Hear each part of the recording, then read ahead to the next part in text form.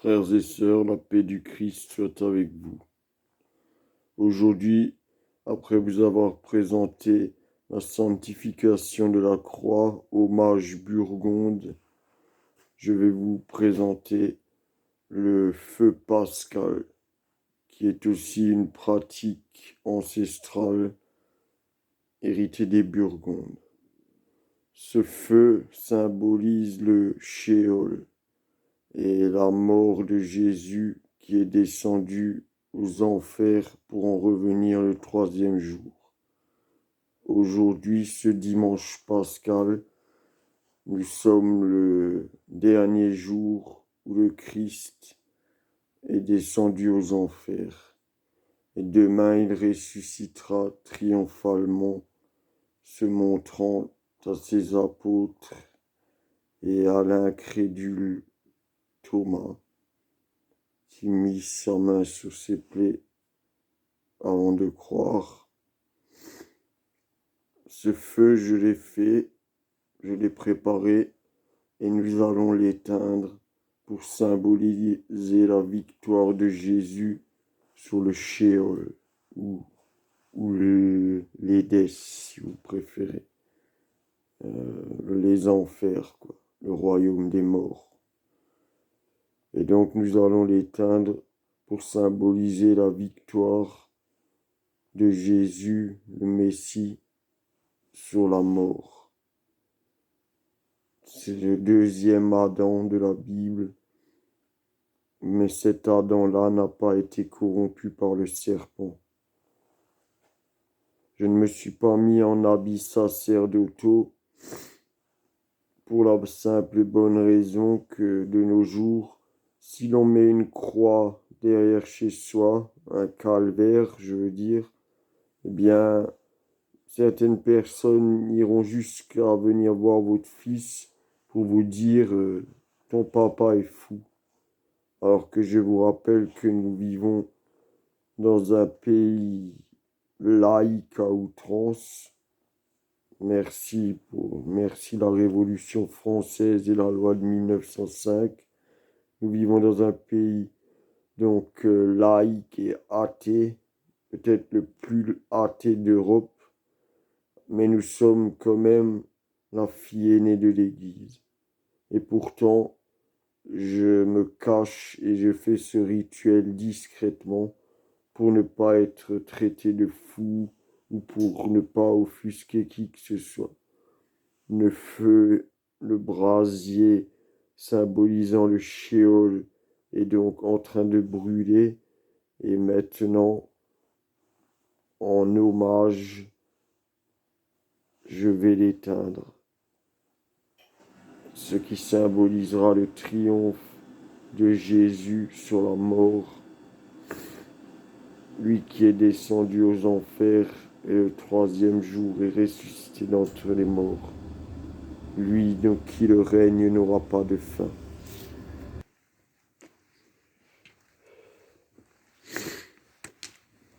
Voilà, nous nous rendons à l'endroit qui symbolise le Shéol. Et sur ce, je vais l'éteindre pour symboliser la résurrection de notre Messie qui est à l'œuvre, qui était à l'œuvre il y a de cela 2000 ans.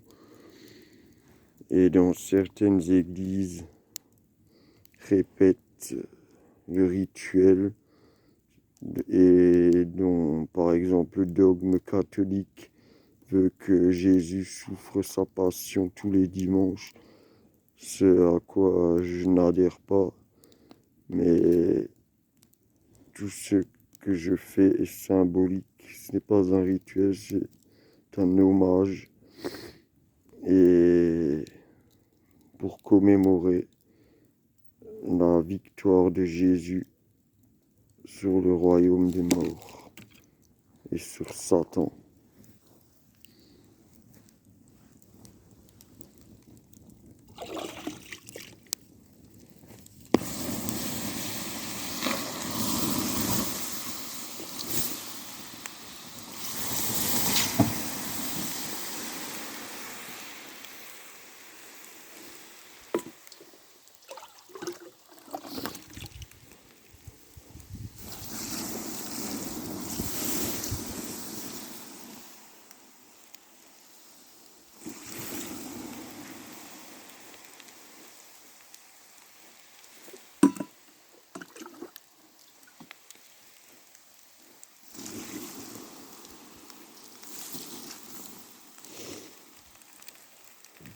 Il triomphera de la mort.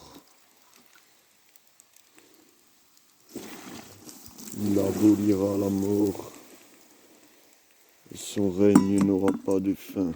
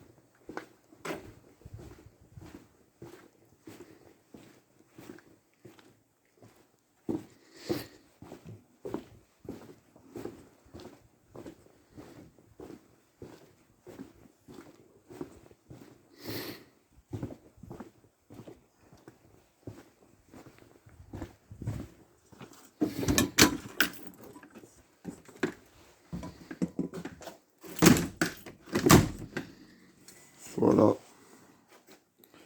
Vous n'avez jamais entendu parler de ce rituel, le feu de Pâques, bien entendu, car l'arianisme pratiqué par les Burgondes a été évincé par la doctrine nicéenne.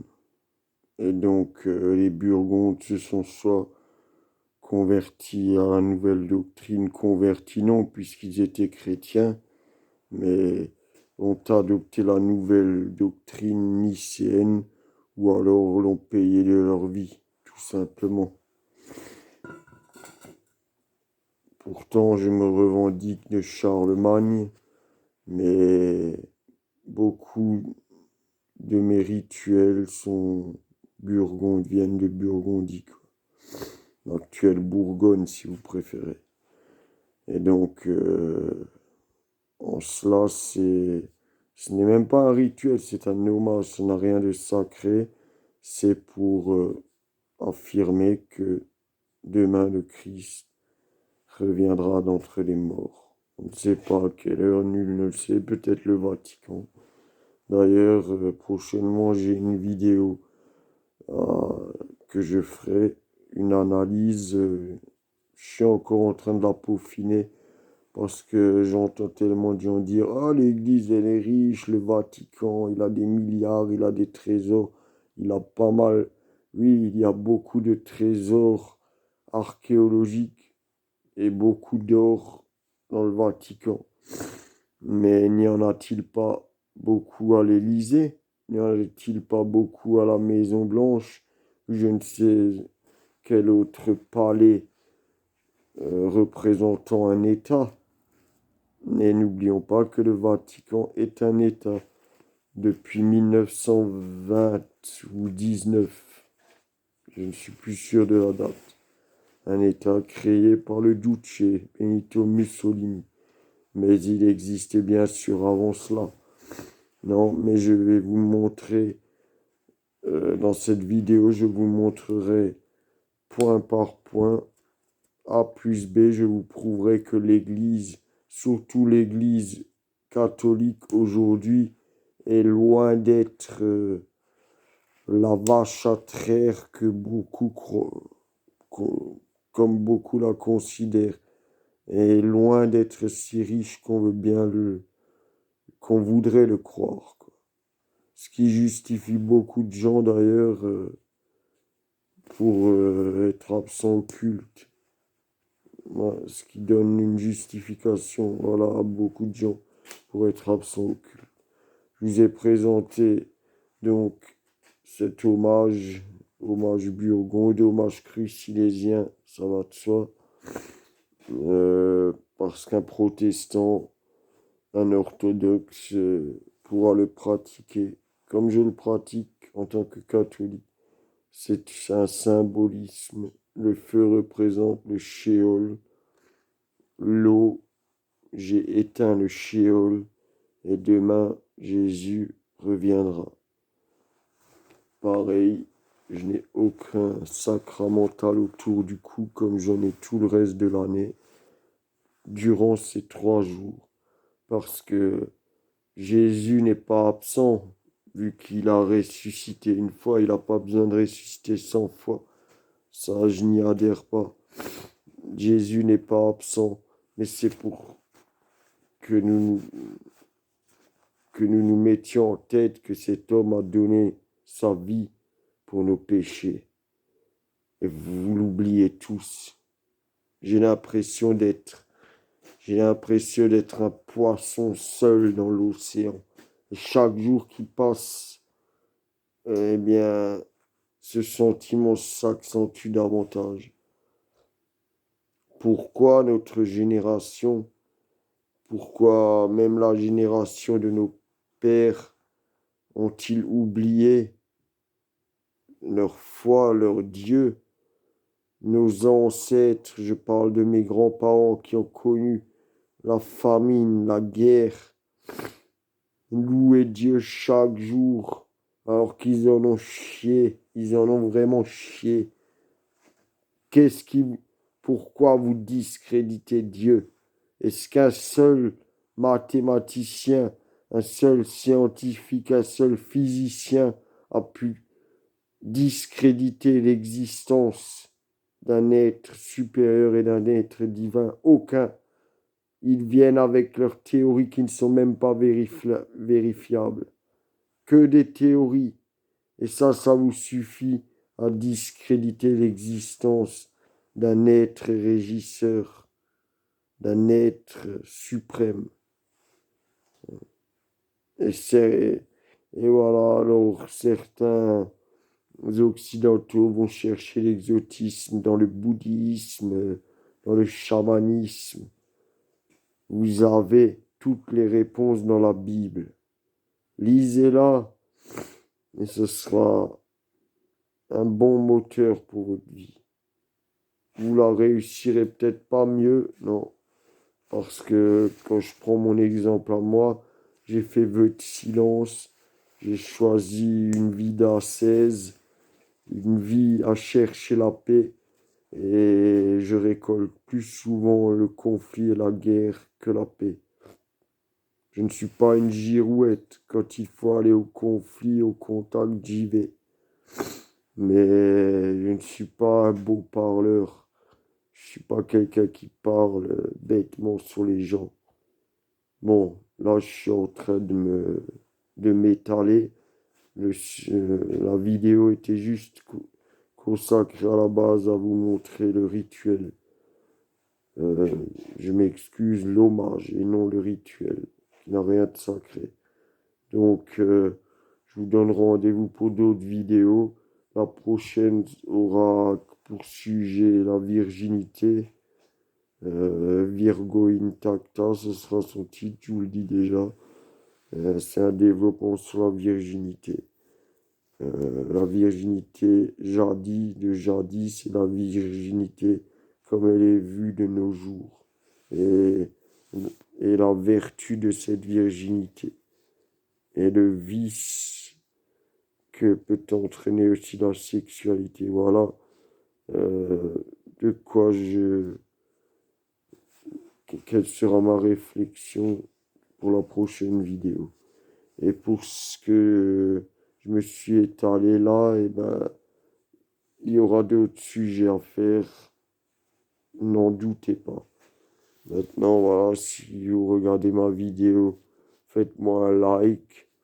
Je n'ai que faire, ou faites-moi un pouce en bas. Soyez honnête, hein, je veux pas de malhonnêteté. Faites ce que vous voulez, moi, YouTube, en aucun cas, j'ai l'intention de devenir une star de YouTube ou de TikTok sur lequel je suis pas. Moi, je suis que sur YouTube. J'en ai, en aucun cas, j'ai envie d'être une star. C'est simplement pour propager ma théologie, ma foi, et si ça peut m'aider à réaliser mes projets, mes projets religieux et mon combat religieux. Si ça peut m'aider, eh bien tant mieux, je suis preneur. Mais en aucun cas, je n'ai l'intention d'être rémunéré par YouTube. Et pour l'instant, c'est pas le peu de vidéos qui vont m'apporter quoi que ce soit. Donc, si vous tombez sur la vidéo, même si vous n'êtes pas d'accord, faites tourner, hein. Vous avez des amis qui se disent peut-être ratés et qui au final croient en Dieu. C'est parce que c'est devenu ringard de croire en Dieu. Malheureusement, c'est ça. Et n'oublions pas qu'il y a 2000 ans, un homme a été percé par les clous, aux talons, aux mains et aux flancs. Il est mort pourquoi? Pour avoir professé un message que nul n'a su comprendre à l'époque et que nul ne sait comprendre aujourd'hui. On l'interprète, même nous les théologiens, nous ne sommes que des interprètes de ce message, mais beaucoup ne le comprennent pas et le rejettent à la poubelle. Ni Dieu ni maître. C'est bien ça, je crois, le moteur des générations actuelles. Leur maître, c'est Internet. Voilà ce que c'est leur maître. Sur ce, je ne vous bénirai pas. Demain, on pourra en revenir à la bénédiction. Mais ce jour, Jésus est en train de combattre les enfers pour venir vers nous. Et j'espère que nous les laisserons tous entrer dans nos cœurs. Par la grâce de Dieu, salut du monde. Frères et sœurs, je vous souhaite le meilleur. Que vous m'aimiez ou que vous ne m'aimiez pas, je vous souhaite le meilleur. Je souhaite le meilleur à tous les peuples du monde. Je souhaite la fin la fin de la fin dans le monde. Je souhaite la concorde entre chaque personne. Je préfère les muets qui ne sont pas médisants aux beaux parleurs qui médisent à tout va. Et sur ce, je vous salue.